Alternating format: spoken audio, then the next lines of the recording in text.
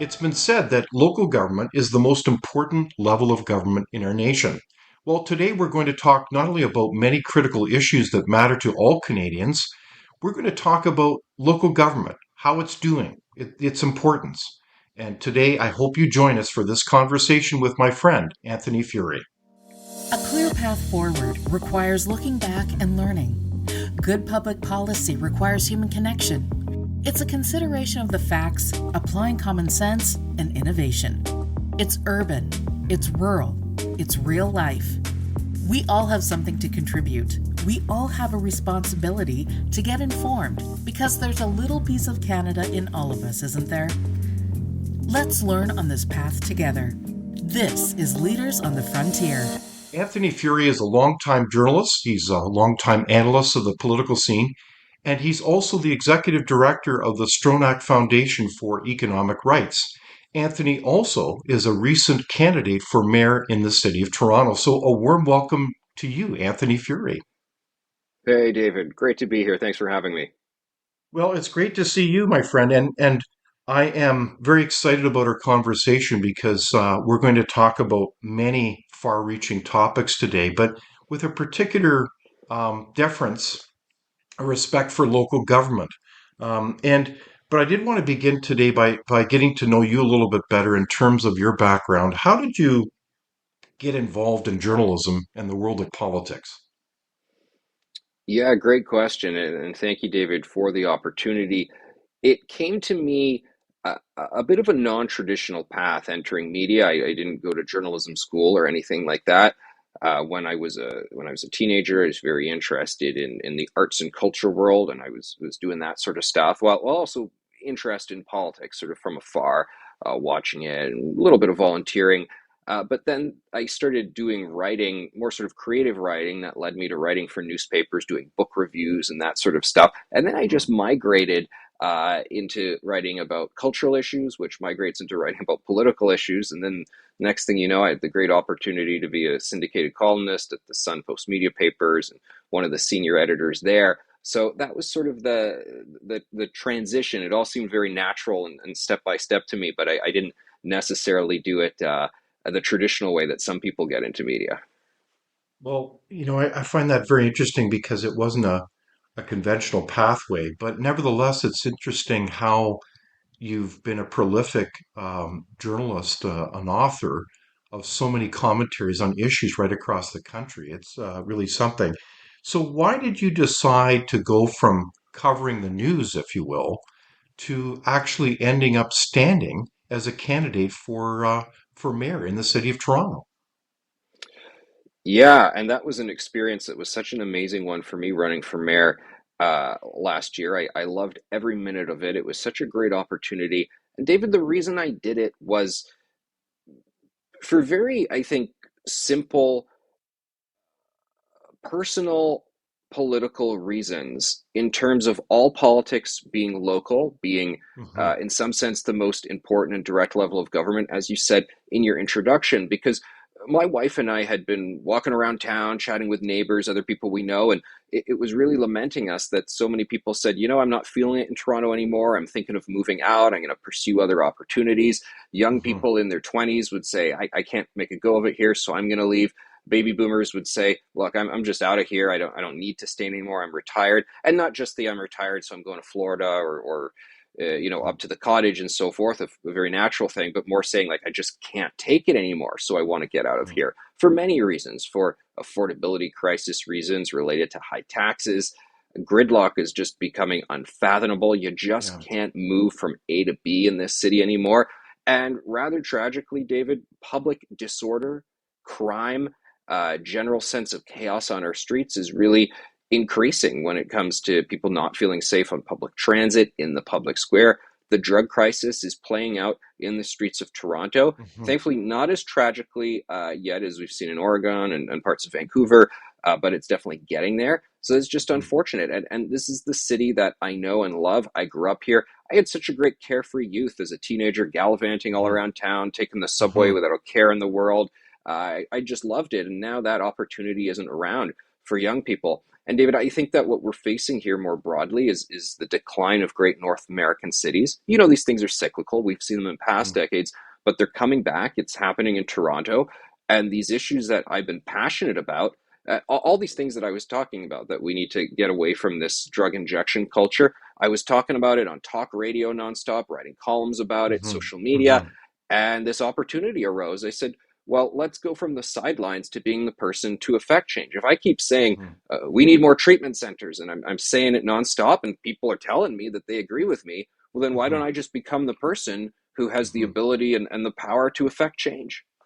Indeed. So, that's one of the themes that I really try to encourage our audience all the time is to get involved, speak up, and who knows, even enter the political forum. And what better place to do that than locally? So, bravo on you, Anthony Furey, for daring to get involved as a citizen. Um, and I'm intrigued by your story. I actually had the privilege of living in Toronto for a couple of years. So I lived right downtown. This was in the early 90s. And anyone who knows Toronto knows that it's an incredible city. I mean, it's got so many things to do in terms of neighborhoods and areas, parkland. It's a wonderful city. But, over the years of visiting there, it has changed remarkably. And I think that it's kind of sad, isn't it? Like, I can imagine as someone who grew up in Toronto as an example, um, you've you've really seen its decline. Is that what you're saying? Absolutely. The decline of this city, and it truly is tragic. It's Hmm. very disheartening. And when you have people saying we're leaving, young people who are just starting out in their careers, or people mid-career who are saying I can't make a go of it anymore, we're losing people who contribute to the vibrancy of the city. We're also hollowing out our tax base. This is Hmm. something that I know we've seen in past cycles and past decades in cities. Detroit's a prime example of it, Yeah. where members of the middle class and upper middle class go, oh, we can't do it here anymore. They leave, and then we've lost their tax revenue. So Hmm. there's nothing left to build the infrastructure. You know, as I say to a lot of people who are more open to the socialist argument, I say, well, hold on a second, guys. We can't share the wealth if we don't first grow the wealth. We need to be Hmm. really committed to the job creators. But we can't have jobs. We can't have a growing economy if the streets aren't safe, if you can't move product across the city. These are all interrelated. So there is a crisis right now. It's a slow moving crisis in some sense, but we're feeling it more acutely in Toronto, both last year when I ran, and unfortunately, we're feeling it even more so. It's not getting any better. And I'm committed to being a force for change, because I think, to your point, David, telling everybody, get in the game. You know, there's a Hmm. phrase, you'll know this phrase, it's an old one, but I tell it to a lot of people who are thinking about getting involved in politics, whether it's running or just volunteering or what have you. I say, you may not be interested in politics, but politics is interested in you. How did this happen to Hmm. my city? They say. Well, Yeah. because other people got into power and they went and advocated for this, and they brought about these changes while the rest of us were busy doing other things. I mean, the things we were busy doing were just following the law, paying our taxes, raising our families, watching the hockey game, taking our kids to practice and so forth, all just doing responsible citizen things. And Hmm. I think it's great when people feel that they don't need to get involved in politics, because that means they feel that things are going pretty well and they're not that Hmm. frustrated. I know there's always, David, that debate about, is a low voter turnout rate a bad thing? And I think sometimes, it's okay because it just shows people aren't all that ticked off. They're kind of happy.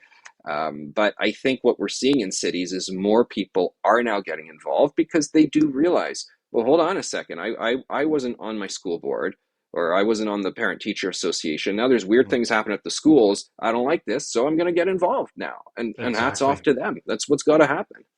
Yeah, I think you're absolutely right, Anthony. And you know me well.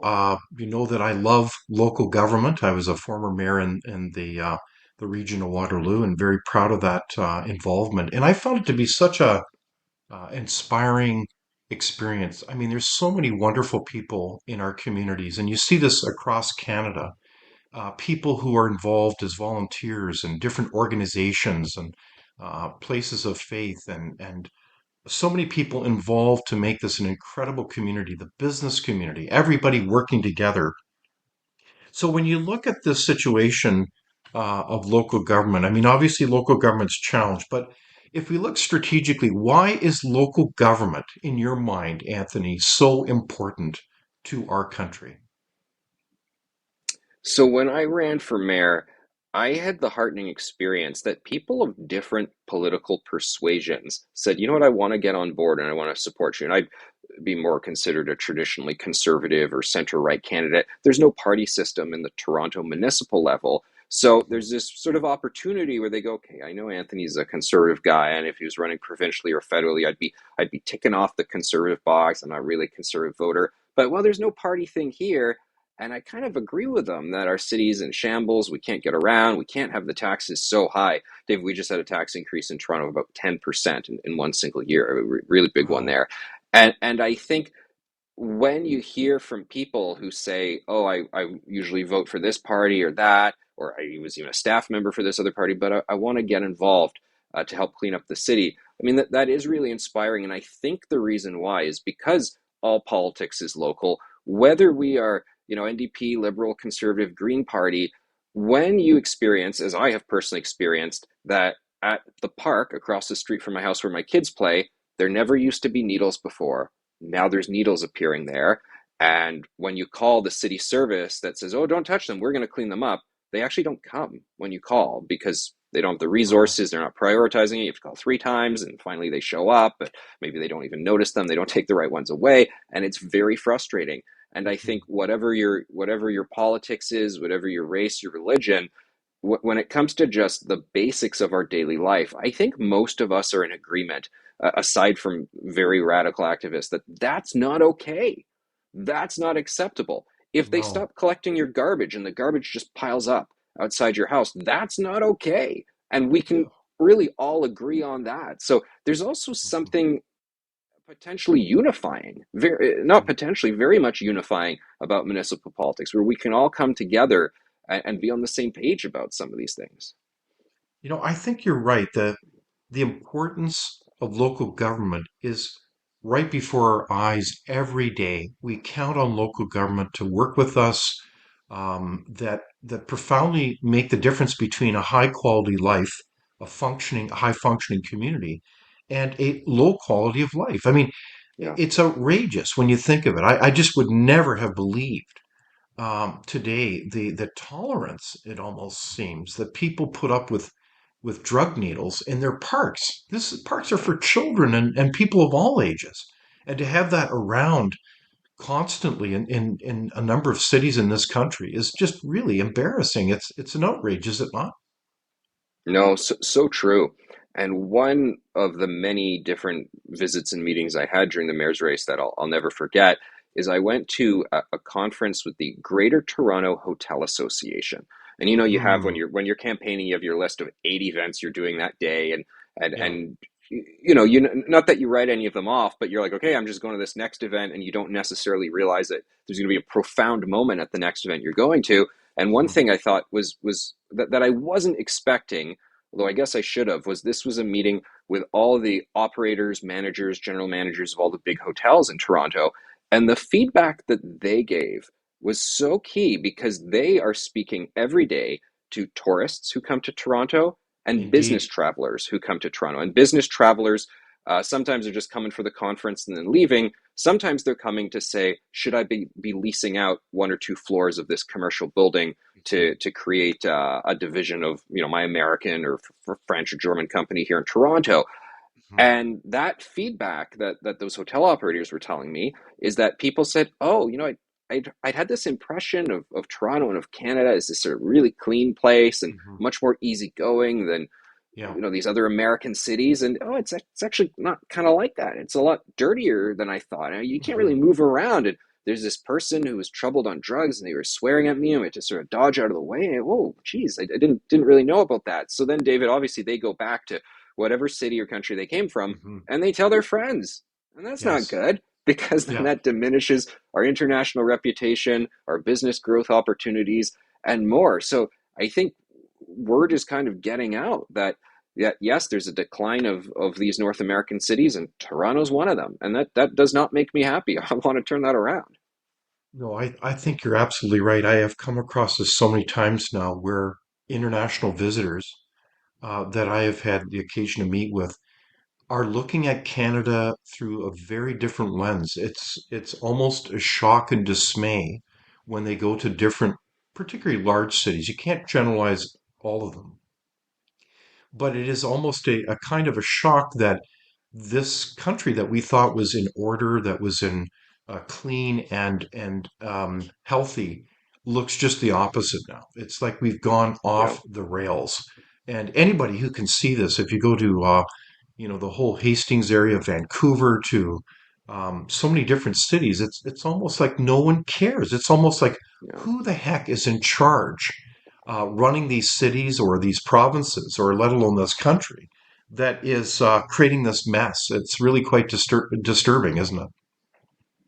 No, you're so right. And the flip side of the international travelers is people who live in Toronto or Canadians in general who themselves are traveling around the world more frequently. And they are the ones I find who are most aware that Toronto is in a state of disrepair and most frustrated. Why? Because they're going to all these other great cities around the world and they're seeing that they're doing things better and they see that better is possible. So we have one of the major highways in Toronto is called the Gardiner Expressway, and it's getting busier by the year because we have more people coming to the Toronto area by the Hmm. year. And the city has to repair some of the highway, and that's fine because we know infrastructure needs renewal Hmm. here and there.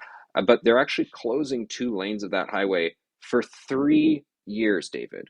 For 3 years. 3 years. And you look around, I can take the extreme example of China where they can build an entire new bridge in like a month. Their standards are maybe not what we want. Sometimes Hmm. infrastructure collapses there, but let's at least meet in the middle and let's look at other American cities or European Hmm. cities where they're Hmm. able to do these things in 6 months, say, that we're taking 3 years to do. And people who travel around know that. They see that happening in other cities. So they are our feedback mechanism for how Toronto uh, can and must be better, that better is possible. People who don't travel around, they're kind of frustrated, but they're like, oh well, what can you do? You can't Hmm. do anything about this. It's unfortunately just normal to have people blitzed out on drugs on the sidewalk everywhere, and you're like, I don't know, Hmm. open your eyes, open your horizons, learn from other jurisdictions. We can do things differently, and I want to inspire people to see that better is possible. Absolutely. So let's talk a little bit more about what are cities. If we look at them strategically, um, I mean, it almost seems right now there's this theme among many cities that they're broken. And I don't mean to put that out in a cavalier manner. If you can't efficiently commute to your job, if it's not affordable, and if you start bumping into drug needles in parks on a regular basis, I mean, the list goes on and on. Um, the challenge is also that it's almost like the people in charge don't seem to recognize how their role within creating healthy, vibrant, prosperous cities. And I want to just clarify this with you.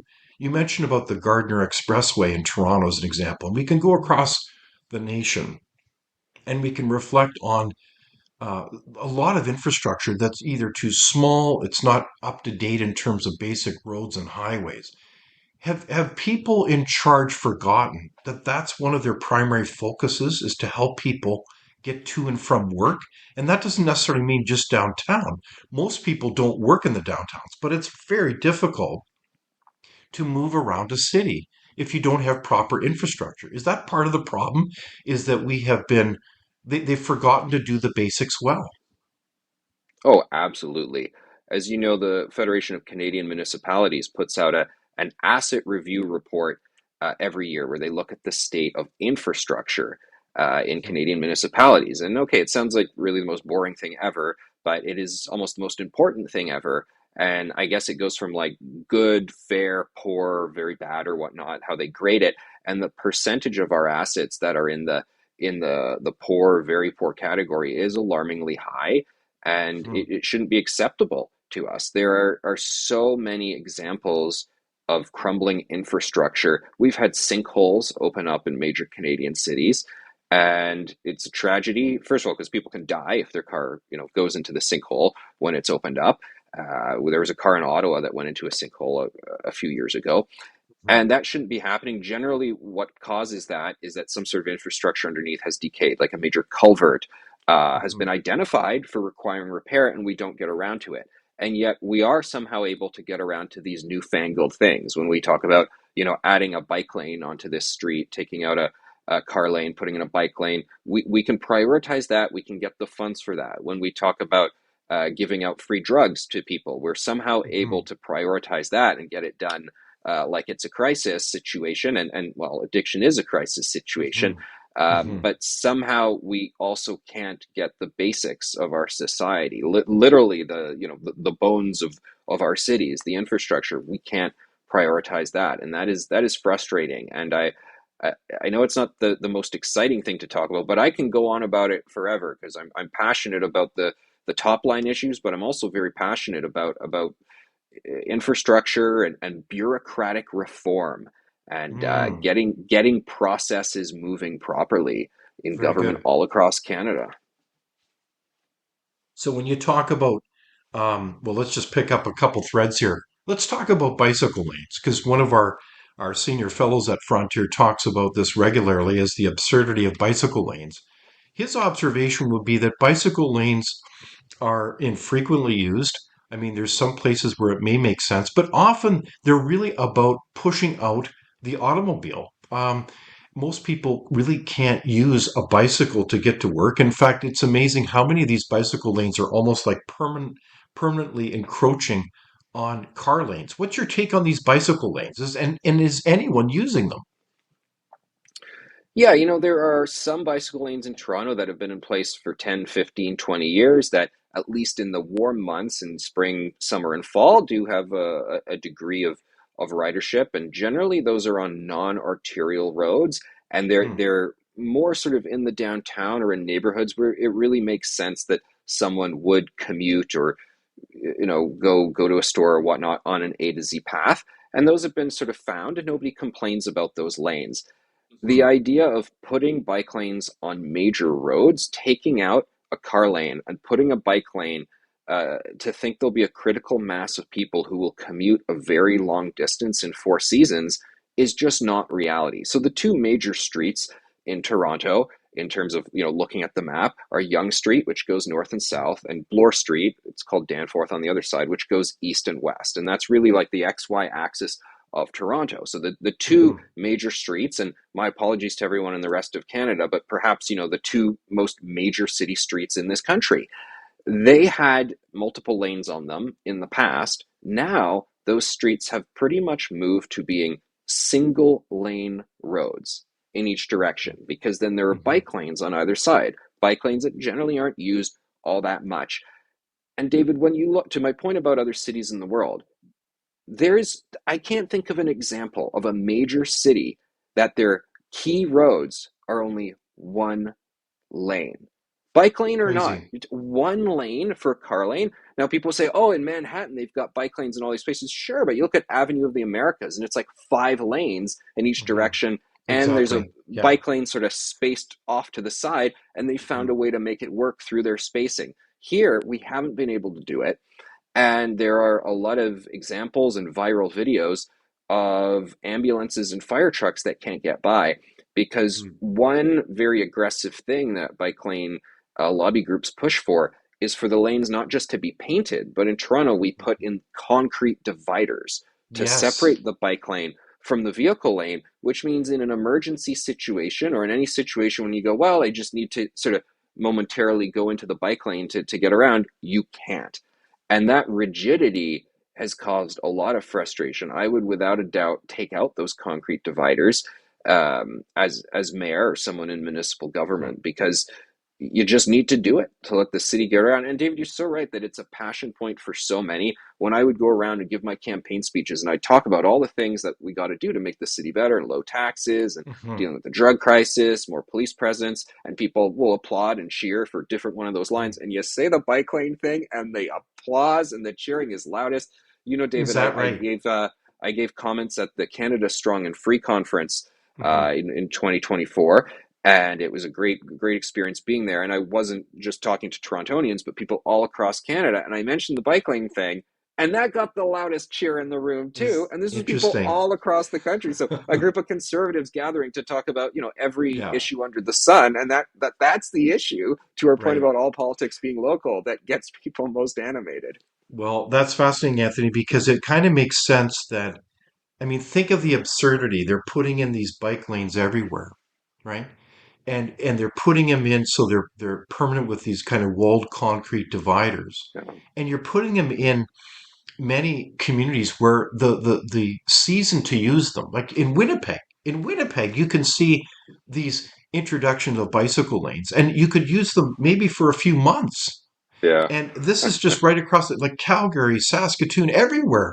They're popping up, and it is so absurd because people are figuring out. I think at the citizens level, they're realizing that this is not practical. It's like Yeah. delusional public policy being set by a class of politicians and special interest groups and so-called experts, urban planners, that are going overboard with this. It's like they don't live in our own communities. Am I being unfair to this class of the good and the great who are kind of boxing us all in, including in bicycle lanes and not opening up land so we have places to live? No, I think you're right. And I really would encourage these bike lobby activists to think about all of society. It is a very selfish thing to say, I need this lane just for me. People bill me sometimes on, in the media and social media, say, oh, he's the anti-bike guy. I go, well, hold on a second. I bike around. David, I use some of those bike lanes with my kids in the Yeah, Danforth bikes are bike lane. great. I go on the Danforth bike lane, but here's the thing, only one when I'm on it. And isn't it a privilege for me to have a private bike lane for myself? I guess, but I need a reality check, and I Hmm. have the reality check. I acknowledge that I shouldn't have this private lane because I live in a society with other people who have other needs. So it's not all about me and catering to Hmm. my whims. And to be clear, I just bike, occasionally on these bike lanes. It's Hmm. not like I'm doing it every day, but I find it bizarre that when I go on these lanes, Hmm. I'm the only one. And I Okay. also should say that, talking about my carefree youth in Toronto, as a teenager, I biked all across the city when these bike lanes didn't exist. And yeah, you have to have Indeed. some street smarts and be mindful of, if you're going a sidewalk for a minute, you have to be super mindful of pedestrians when you're on the road. You have to be mindful and look around for traffic. But yeah, that's what you have to do. It's that simple. So I like the way you're thinking. I'd almost be tempted to vote for you, Anthony. So the question is this: aren't we missing the forest through the trees here in the sense that cities are not just simply places to live? They're also important labor markets. It's where employees come to get a job and employers go to find employees. And if you make it so difficult, if you make your commuting time every day, and I see this in a number of major cities, whether it's Vancouver or right across the country, and if it takes 3 or 4 hours to get anywhere, why would you live in that city? I mean, if you can't get down the Gardiner Expressway because it's down to 2 lanes, I mean, you're hooped. I mean, you really are living a very impoverished life, even though you could be getting a decent wage. If you're spending 3, 4, 5 hours every day on the road, you've got a very low quality of life. And it's almost like the urban planners today, the politicians, don't get this basic reality and their duty to enable cities to work. Well, traffic is a moral issue, David. I think you've put that Indeed. so well about people's daily lives. When you have a person who wants to get home to see their family, and they're involved in civic life, they coach the baseball Mhm. team, and they're stressed about getting back there because you've added 20, 30 minutes to their commute, that's a problem. All of those things. And I'm really glad you talk about, local economy generation, because one thing that always surprises me is that in municipal politics they don't often talk about the economy during Mhm. elections, during campaigns. It's Yeah. kind of bizarre. During Hmm. federal races and provincial races, people really, like, sometimes the slogan is just, it's all about the economy. I'm going to be the economy minded, and the famous James Exactly. Carville line, it's the economy, stupid, that famous Hmm. line.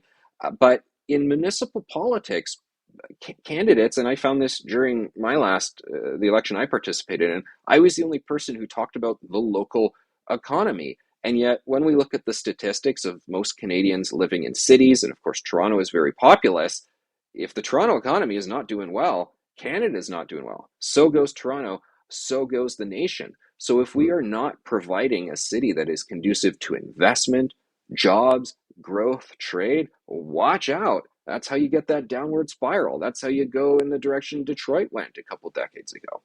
No, I think you're absolutely right. So strategically, then cities are incredibly important. They're foundational to the health and the economic vibrancy, the prosperity of our nation. If the, as you say, the cities aren't working, then our country is not going to be working. And in this context, we really have almost a perfect storm, don't we, in terms of special interests taking control of, quote, City Hall. We've got a lot of interest groups that are doing the bidding of almost dysfunctional provincial and federal policy. I mean, I think case in point, if we think of, as you've alluded to, the massive increases of crime on city streets, there's very real reasons for this as we look at kind of a turnstile design of justice where people just are let out all the time to reoffend. We've got this whole called, and I think you've written about this, Anthony, the so-called um, safe supply of hard drugs on our streets. BC is a primary poster child for this dysfunctional policy. So we have a lot of governments at the provincial federal level that don't understand local government. Is that what's going on here as well? I think so. You know, David, earlier you said the phrase, what is a city? And I kind of panicked for a second. Oh man, that's a profound question. I don't know if I'm going to be answer to it. And I thank Mhm. you for you kind of pivoted away and you didn't put me on the spot. But I guess what Okay. that does remind me of is when you go back to ancient Greek philosophy, which is the first ever political philosophy. You know, Mhm. Aristotle says there's the polis, which is just like a few families hanging out together and making things work. And then there's the city state. There's ancient Athens and I guess Mhm. Sparta, not that they got along. And that was kind of it. Like there weren't really countries, there weren't really provinces. That stuff kind of Mhm. came later. And when people thought about what is politics, they were thinking about cities. They were thinking Mhm. about, Athens and how we govern Mhm. through a city state. And we have in politics all across the Western world, we kind of think of municipal politics as like if you're someone interested in politics and a career in it, that's like your training wheels, and then maybe you go on and you be an Mhm. MPP or an MLA, and then federal government is the main thing. It's where the action is at, because the Mhm. prime minister's on everyone's television all across the country, not just in one province or city. But and look, I get it. But I also encourage people to think the other way around about the great honor it is to be a city councilor, to be the mayor Mhm. of your community, because that's where the action's at, and that's what the origins of politics are, and that's what our daily lives are, as we've said. So to Mhm. really get in the game on the municipal level, that's not the training wheels. That's the meat and potatoes of politics. I totally agree. So I think in many ways, the point that you're making, Anthony, is that the foundation for citizenship in this country is our local community. And Yes. therefore, the onus is on everyone, particularly the far removed ethereal levels of the provincial federal governments who operate at the 300,000 foot level, to engage with municipalities and to empower them and not disempower them. Because this is the foundation at the local level of citizenship. And this is where we all live together. This is where we work together on a day to day basis. And this is where we can also be empowered to speak up and find our voice and be able to make a difference. And that is a truly positive Canadian story that I think is just not really on the radar of provincial federal governments. And it's really quite disturbing because this is really ruining the quality of life of every Canadian, I think. No, it absolutely is. Well said. And the good news, because maybe I'm naive, but I am an optimist. I see that the winds of change are coming, and Mm, people acknowledge that the status quo isn't working. They see these cycles happening. I think we mhm, see that there's winds of change on the federal level in Canada, and that means on the individual level, sure, Justin Trudeau out, Pierre Poilievre in, but I think it also means that people are shifting their thinking in general and what Mhm. possibilities we have. And because we know there are wild divergences in swing voters, you go from Rachel Notley to Jason Kenney and Danielle Smith. I mean, that tells you, and you go from Justin Trudeau to Pierre Poilievre. That tells you that there's millions of people in this country who they're not rigid ideologues or partisans. They're just Mhm. regular, decent people Mhm. who are watching the elections a few days before the vote and taking things very honestly and earnestly, and they are kind of the feedback mechanism for how's daily life really going and what do they want to take a chance at. And I think those people are the ones who are saying, I'm not so crazy about what's going on right now, all these tax Mhm. increases and we can't get around. And I don't think it's normal for drugs on the street. And maybe they were initially open to some of these Mhm. ideas. They say, oh, okay, I get the idea. You're going to give them these free drugs, and that's going to like help them out by not making them connected to the dealers as Mhm. much. Okay, we'll try it out, and then they see it's not working, and they want to go Exactly. in the other direction. And I think those regular decent people are coming around, and the pendulum is really swinging. So it's a great Okay. opportunity, David. I think for us to bring about that positive change we need to do here.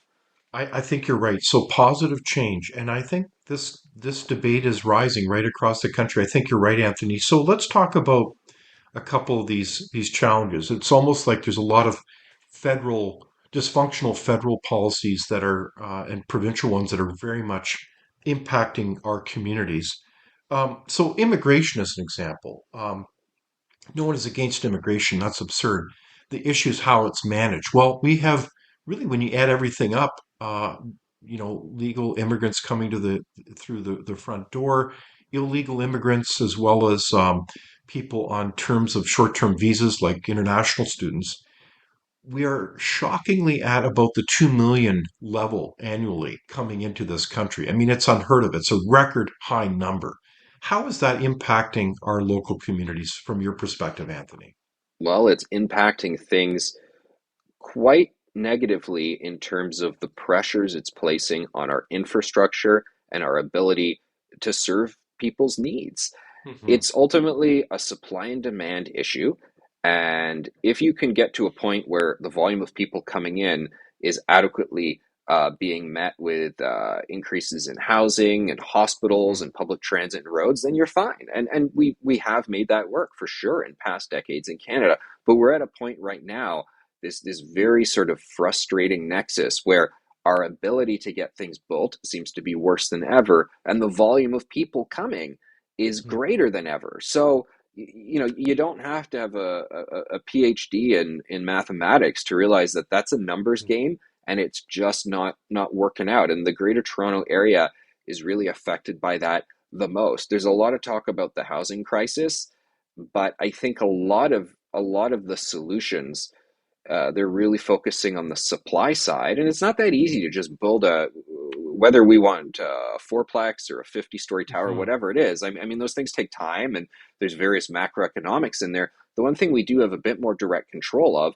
is the demand. So the volume of people who are seeking Hmm. that Hmm. space on the subway, or that space on the Hmm. highway, or that housing unit. So we have to manage that, absolutely. And I think everybody's aware of that conversation now, and ready to have it. Neighborhoods in the GTA. Brampton it's a separate city just outside of Toronto. They have a lot of immigration coming to them. They are supposed to have a second hospital, and they've supposed to have had that for many Hmm. years, and they're Hmm. not being well served. So people, in that neighborhood and they are people more likely to have come from another country more recently. Hmm. A lot of them are saying, hold on a second, like the numbers game isn't working for us. And we do have, and I know I haven't spoken about this yet, David, but we have the tragic exodus of people leaving Toronto, not just those, as I said, young people who don't see a future here, but immigrants who come here and then like 5 or 7 years later, they're like, what? This isn't what I thought I was getting in Canada. Yeah. I'm Right. gone. I'm out Hmm. of here. I mean, that never used to Exactly. happen, David. People would stay Yeah. for decades for their life. So why is the federal government really flooding the zone with immigrants? Why are they doing this when any rational decision maker would say, well, every one of them is getting a healthcare card? We know that waiting lists in Canada have never been longer.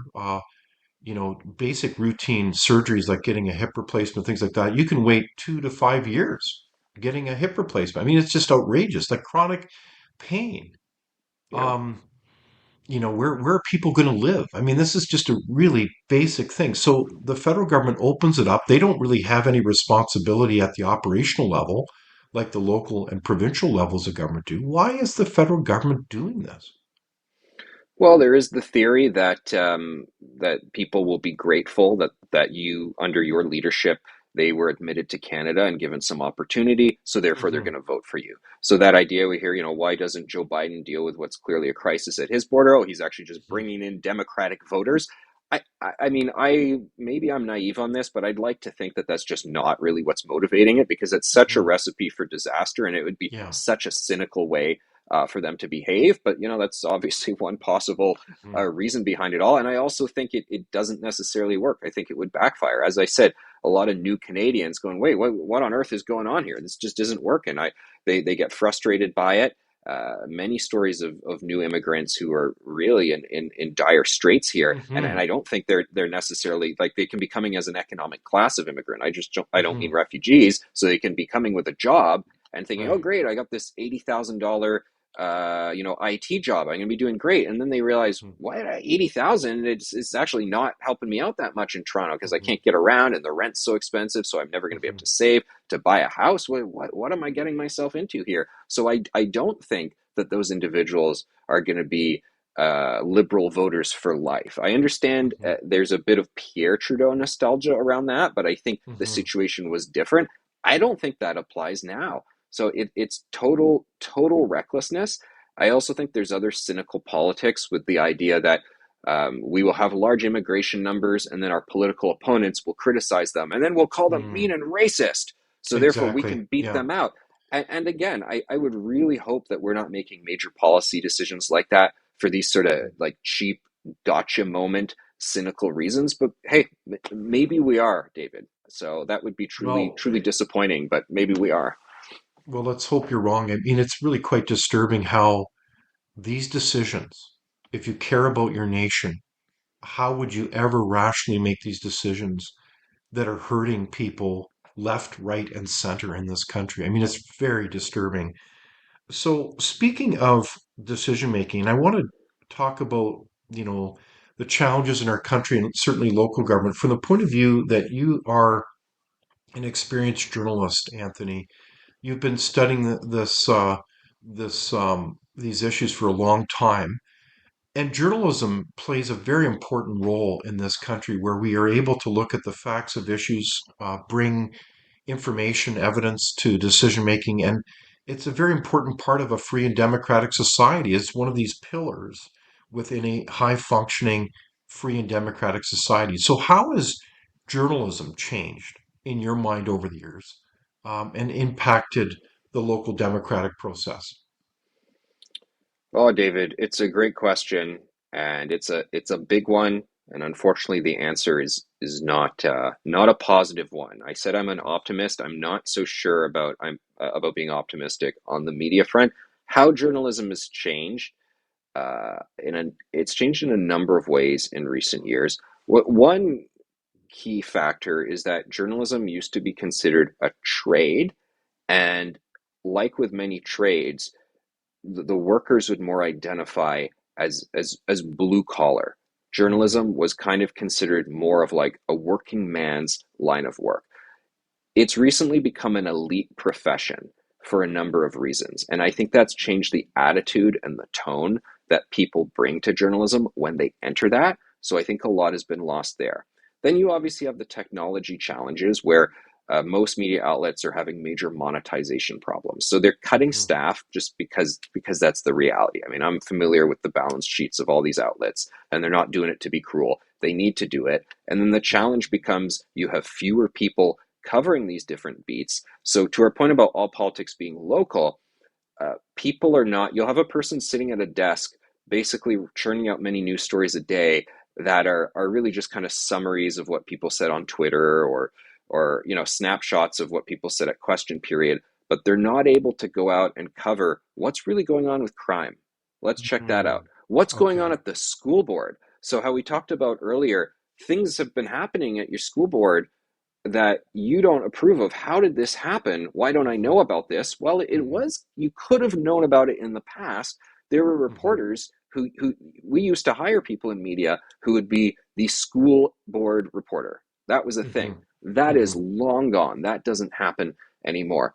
I also know for a fact that journalism schools, unfortunately, teach people more activist journalism now, that you need to be a part of the story and you need to do your own sort of lobbying and activism in Hmm. how you Hmm. approach the beat. So there's not that much different from a journalist and a Twitter warrior in many cases. It's quite unfortunate. So I think a lot of things are transpiring. There are new models coming out. There's exciting things. Substacks have allowed individual voices Hmm. to be empowered, but we don't need that many more opinion writers out there, as much as there are amazing opinion writers.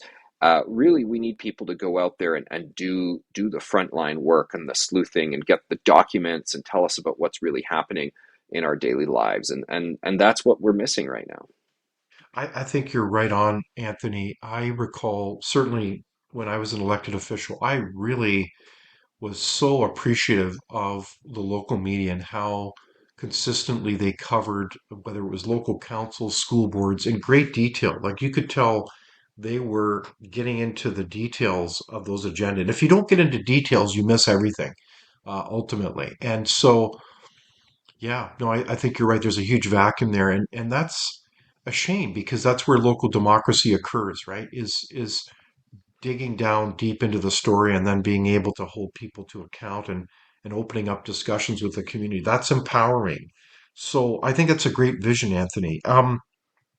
So Bill C-63, the so-called online harms bill, it's kind of almost like two bills. One is a kind of a head fake, in my opinion, where the first part is really about claiming to protect children from online harms when we have existing laws already, I would argue. So it's kind of cover. It's something that, you can't really argue against in some measure. But the second part of it, does that concern you where it's going to have major implications on basically naming anything that you as a radical activist disagree with as quote hate speech and using that as a weapon to shut down freedom of speech? Oh, absolutely, David. When we talk about things coming in cycles, we've had this argument before, not too long ago, 15 years ago or so. Mark Stein was brought before Canadian human rights tribunals and Yes. provincial human rights tribunals for some writings in Maclean's magazine that he was writing about from his book America Alone. I think the articles were talking about Islam and demographics, Indeed. and you would have read his pieces and maybe you liked him, maybe you disliked him, maybe you Hmm. agreed, maybe you disagreed, but hey, he was just writing these pieces. Hmm. He potentially faced major financial penalties for them, and what resulted in that was repealing these parts of the laws that were very mushy in terms of, oh, if writing could basically offend someone, if it could make them feel that they were potentially exposed to harms. I don't have the exact wording in front of me, but it was this really sort of mushy wording. It's like, no, not acceptable. We got to get rid of that. We're just coming back to that now, where people certainly could be harassed or lose their homes, lose their livelihood over an activist saying, let's get them, boys. We don't like what they've written. So we do not need this legislation at all. And David, as you said, there are existing laws on the books. It does seem that we have a major scourge in terms of child abuse and child exploitation, but we Hmm. have laws on the books. So if there's an argument that we need 10 or 20 or 100 more RCMP officers seconded to Hmm. that file, then I'm all in support of that. Let's talk about that resource allocation, but we really shouldn't use those sort of examples as a cheap excuse to bring in political censorship. It is incredibly alarming. Generally speaking, there are things that are already illegal, and let's take them to the real courts so that, sure, if someone, like we've known for years, for decades, people can't call you on your landline and threaten to harass you or kill you or Hmm. whatnot. You can get legal Hmm. recourse. Likewise, I think now if people are DMing you on Twitter and Facebook and threatening to abuse you, well, I think you definitely should have the right to call the police. So go ahead and do that. And I think they're now learning what digital harassment really means. So we're getting up to speed on all that, but it doesn't mean someone saying a mean tweet towards you. I mean, if you can just, and I think we need to promote resilience more here. It's rather tragic to see teenagers get really caught up in this, and some extreme examples of people committing suicide over stuff in the online realm. Mhm. But you are not responsible for what other people say. You're not in charge of what they say, but you're responsible for how you respond. So making sure we understand that. Look, if someone's saying some stupid or offensive or racist thing online, well, that says more about them than it does about you. That person's a loser, and just ignore them. I mean, I tell my kids that kind of stuff. That's the situation we're in right now. We don't need Trudeau to come in and create a digital safety commissioner, which he wants to Yeah. do, who's going to Yeah. dictate Unbelievably. what happens on the internet. It's very, very alarming. So, I've always been polite and well mannered online, and I think other people should as well. But if someone is being a little rude, well, okay, we don't need laws for that. If they're doing something illegal, then by all means, let's charge them and fine them. There's zero tolerance for that child exploitation. What these Trudeau bills have to do with this? Nothing. I mean, it's really disturbing what he's planning to do. So is it really basically using law then as a weapon against your political opponents again? Like, is it kind of, to use the term lawfare, using the law to essentially harass your people that you don't agree with? Yeah, that seems to be the case because what are these phrases online harms? What are you really talking about here? How do you rigorously define them in a way that would hold up in an appeals court or up in the Supreme Court? And I think we'd find in a lot of cases they just don't Mhm. hold up. Exactly. Well, it certainly underlines the importance of the freedom of speech. To be able to protect those basic foundational rights and freedoms is really critical for our democracy. And so related to that, though, I do have the question as we kind of get to the end of our really what's been a terrific discussion, Anthony, is really about action. Mm. What do we need to do in terms of policy? You've talked about basically the need to improve local government, but if you were at a federal provincial level, are there policies that you would advocate for to help empower and strengthen local government? Wow, great question. There's definitely a lot of provincial and federal policies I'd like to see come to pass. In terms of what other levels of government can do to empower communities, I think part of it is just to stop poking around into cities' businesses in a way that holds them back. I think we have a lot of that. I've definitely heard from so many job creators in Toronto who are troubled by this capital gains Mhm. tax that's been brought Indeed. in. I don't Yes. think Justin Trudeau and Christy Freeland were expecting the incredible blowback, not from billionaires who they wish to Hmm. vilify, but from regular aspirational middle class people. Speaking of myself, me and my spouse, neither of us are public servants, or we're not with big blue chip companies where we have defined benefit pensions that we'll get to enjoy later on in life. So we have a rental property that is kind of our pension, that we'll use later on. Yes. And now and I felt like that was just the financial choice that we were making, choosing to put Mhm. the money there rather than an RRSP. And now I'm being told by Krista Freeland that like I'm a bad guy or something, that I did something wrong, and we're going to change the rules mid-game to penalize me because how dare I? And I'm just trying to provide for my wife and I in our retirement years. What did I do wrong? So that kind of stuff, I think, really does affect local economies. I think you're right on. And that's just one issue, Anthony. I mean, if you look at Right. the capital gains issue, I mean, that is going to hit everybody. It's almost like they're on a mission to destroy the middle class, to disable them, to both in terms of an economic future. I mean, I just hear this from so many people in the next generation. They don't really see hope for their future in this country, which is a real shame. I mean, it says that we really have a lot of work to do to turn around this country. So as you look to our nation, where are you seeing the signs of hope? I mean, you've alluded earlier to the changing discussion. What are you seeing from your point of view? I am seeing signs of a revival of civil society. We have seen in the past decades the growth of the bowling alone thesis, that idea that people stop being involved in community groups and Rotary clubs and Mhm. sports leagues like bowling. So now people bowl Yes. alone rather than in a group, where the phrase comes from. But we are now seeing people say, actually, I'm gonna put down the iPhone. I'm gonna go out and I'm gonna go to the pub night where we're talking about cleaning up our communities and safe streets. So I'm going to rally together with my neighbors to make change. I'm going to get involved in the school system. I'm going to some friends and I are going to run for school trustee to bring about change. So I do see a revival of civil society, because you know the saying, David, big government makes for small citizens, and people are realizing they've been pushed out without even knowing it, but they want to reclaim their space, and hats off to them. I like what you're saying, Anthony. So let's get involved and speak up and engage. And Anthony, it's been a real pleasure to have this conversation with you. And I want to thank you for your work as both a journalist and for having the courage and commitment and care for our country to be involved and to run as a electoral candidate as mayor in the city of Toronto. Thank you for joining us. Oh, thanks so much, David. It was my pleasure. Thank you. Thank you for watching Leaders on the Frontier. We're a nonpartisan think tank. We explore ideas, policy, and practical solutions that can make a difference in the lives of Canadians. We do not accept any government funding. We work for you. Thank you for supporting Frontier. Visit fcpp.org to give. While you're there, be sure to check out our latest articles and research. Without open discussion and debate, you're not thinking, nor are you free. Comment below. We'd love for you to join the conversation.